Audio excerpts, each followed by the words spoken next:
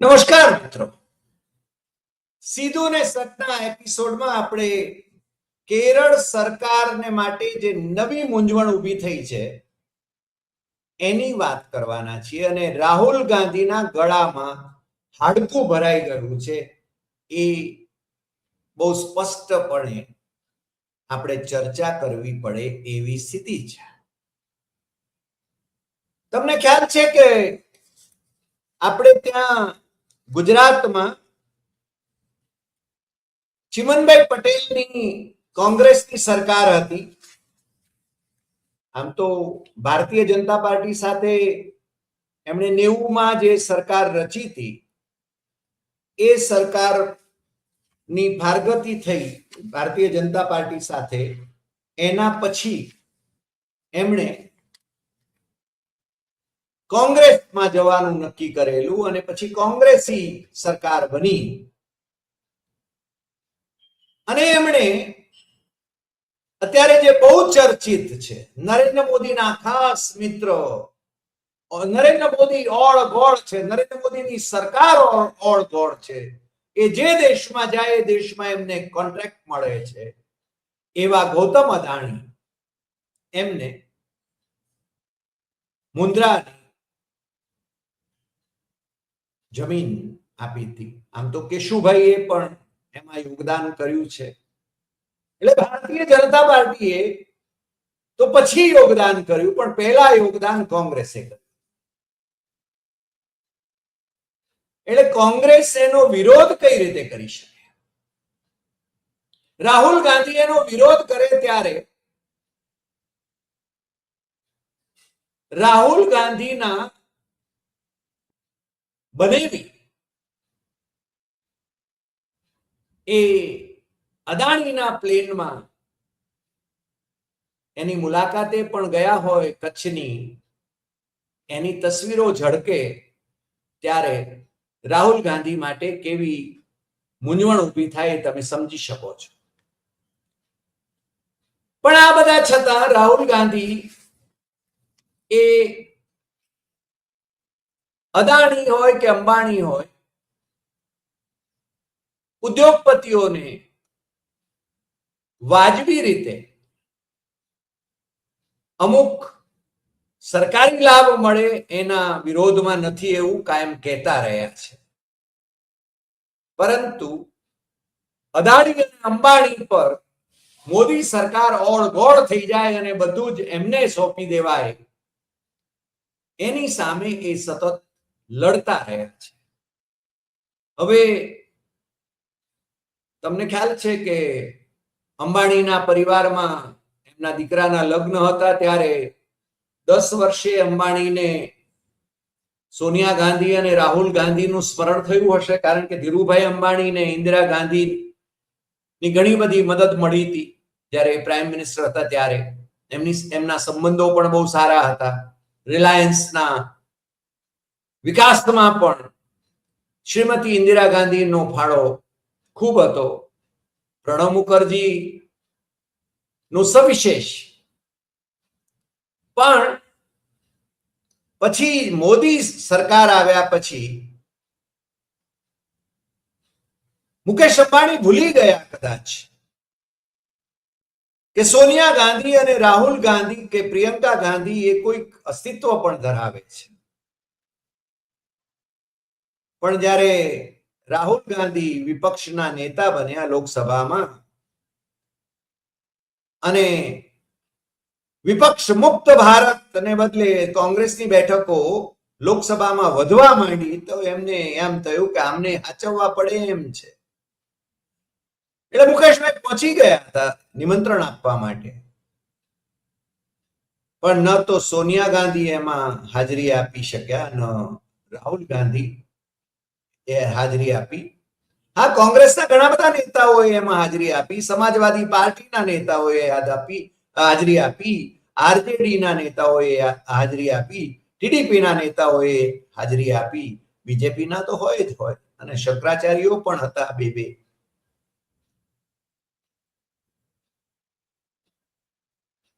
રાહુલ ગાંધી પોતે જે સંકલ્પ કરે છે એ બાબતમાં એ અડગ છે. પણ હવે પાછું એમના માટે કેરળમાં કોંગ્રેસની સરકાર આવ્યા પછી એક નવો ફણગો ફૂટ્યો છે.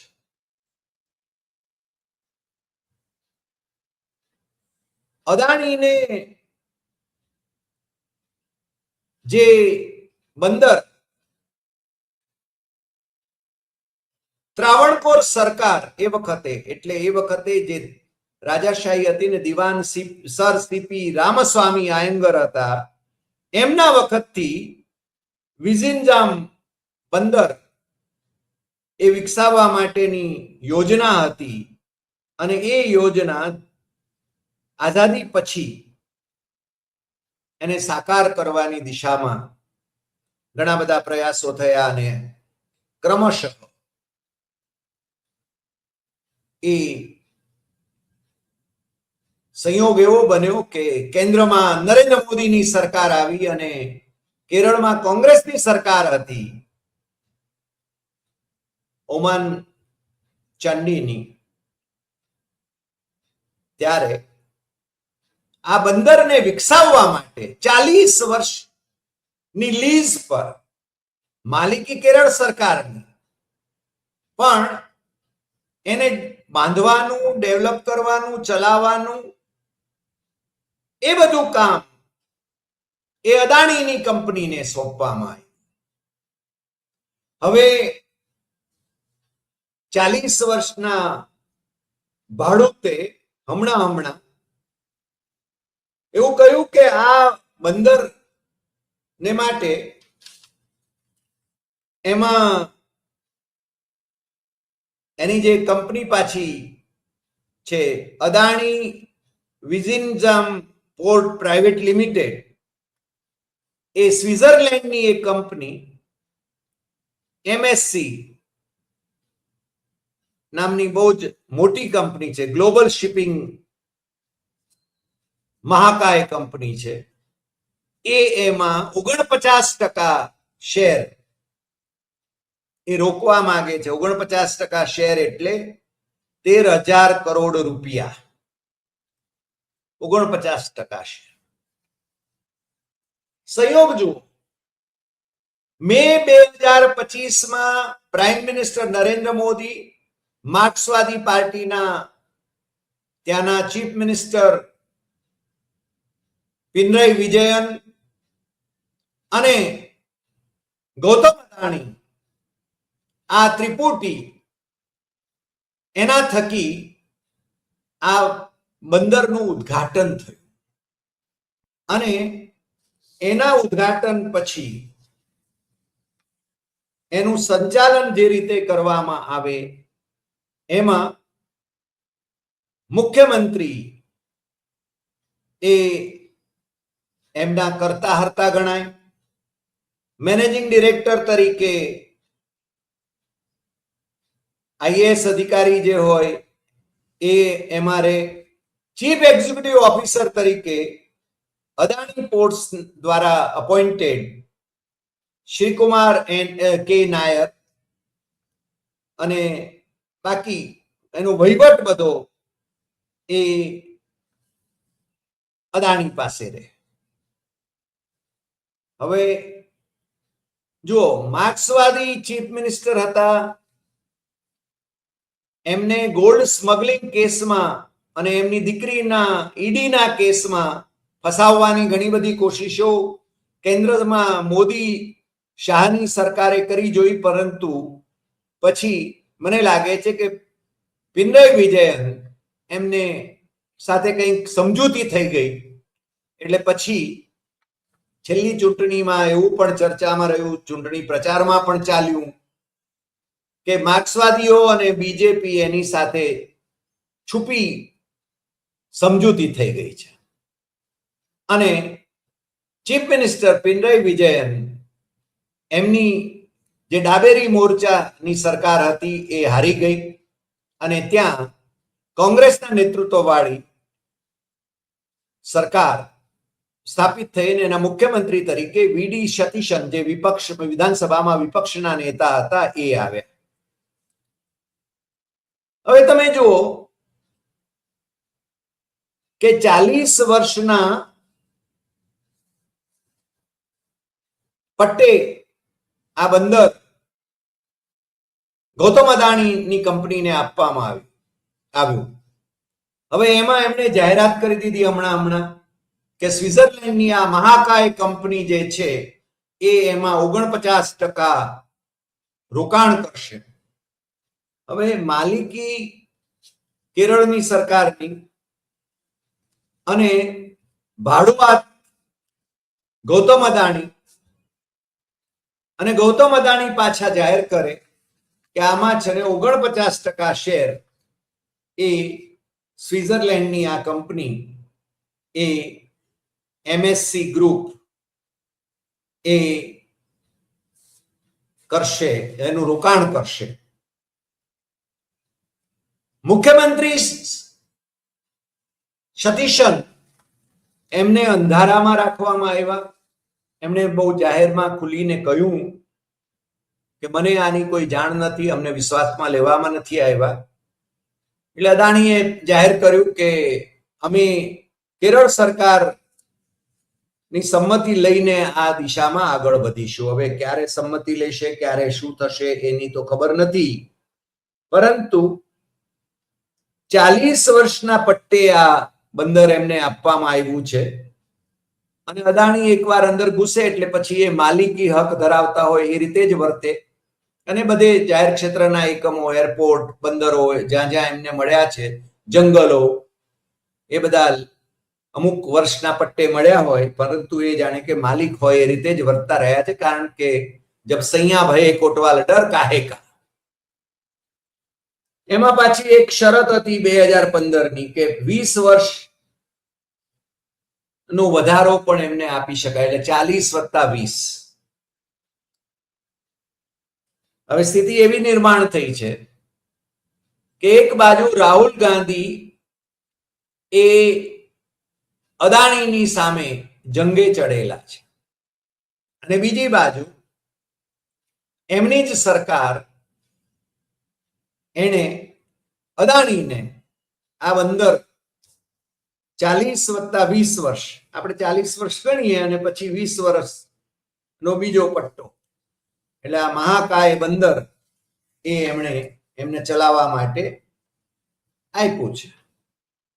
કારણ કે એ વખતે કે 2015માં 17 ઓગસ્ટ 2015 ના રોજ અદાણી ગ્રુપ સાથે ચીફ મિનિસ્ટર ઓમાન ચાંડી એમના કરાર થયા હતા, અને આ ઇન્ટરનેશનલ સીપોર્ટ એ અદાણી ચલાવે, અદાણી બાંધે, અદાણી ચલાવે, એ પબ્લિક પ્રાઇવેટ પાર્ટનરશિપમાં એ રીતે એમને એ આપવામાં આવ્યું. અને port was officially open in May 2025. હવે એ વખતે માનનીય વડાપ્રધાન, તત્કાલીન મુખ્યમંત્રી પિનરાઈ વિજયન અને ગૌતમ અદાણી, આ ત્રિપુટી એના ઉદ્ઘાટન સમારંભમાં પણ હાજર. હવે સ્થિતિ કેવી વિકટ બની છે. એક બાજુ રાહુલ ગાંધી ગૌતમ અદાણીની સામે લડે, એમને જે રીતે નરેન્દ્ર મોદી જાહેર ક્ષેત્રના એકમોની ખેરાત કરી રહ્યા છે એનો વિરોધ કરે, બીજી બાજુ આ મહાબંદર, ઇન્ટરનેશનલ બંદર એ 40 વર્ષના પટ્ટે કોંગ્રેસની જ સરકાર એને 2015માં અદાણીને સુપ્રત કર્યું, એને બાંધવા અને એને ચલાવવા માટે. અત્યારે વિરોધ એટલા માટે, વિરોધ વંટોળ એટલા માટે જાગ્યો કે અદાણીએ એકદમ જાહેર કરી દીધું કે 49% હિસ્સો, મેં તમને એના ફિગર પણ આપ્યા, 13,000 કરોડ રૂપિયા જેટલી માતબર રકમ એ સ્વિસ ગ્રુપ જે છે મહાકાય કંપની એ આમાં રોકે. એટલે 51% અદાણી પાસે રહે એની કંપની જે ચલાવવાની વાત છે એમાં, અને 49% પેલી સ્વિસ કંપનીમાં. પણ આ બંદરની માલિકી એકંદરે ગવર્મેન્ટ ઓફ કેરળની છે. એટલે ભાડે આપેલું ઘર એનો વહીવટ કરવાની વાત હતી, એને બદલે એનો સંપૂર્ણ વહીવટ કરી નાખવાનું ગૌતમ અદાણીએ નક્કી કર્યું હોય એવું લાગે. હવે રાહુલ ગાંધીને તો સ્થિતિ એવી થઈ છે કે પેલું માં કોઠીમાં બેસીને રડે એવું કંઈક આપણે ત્યાં કહેતી છે, એવી સ્થિતિ નિર્માણ થઈ કે આ બંદર આપનાર પણ કોંગ્રેસની સરકાર હતી. એ વખતે ઓમાન ચાંદી પર ભ્રષ્ટાચારના આક્ષેપો પણ થયેલા, પરંતુ હવે તો એ રહ્યા નથી, ઈશ્વરને પ્યારા થઈ ગયા. પણ સ્વયં રાહુલ ગાંધી ઓમાન ચંડી માટે એ બહુ જ આદર ધરાવે છે, અને એમના પુત્ર ચાંડી ઓમન એ પાછા કોંગ્રેસના ત્યાં ધારાસભ્ય પણ છે.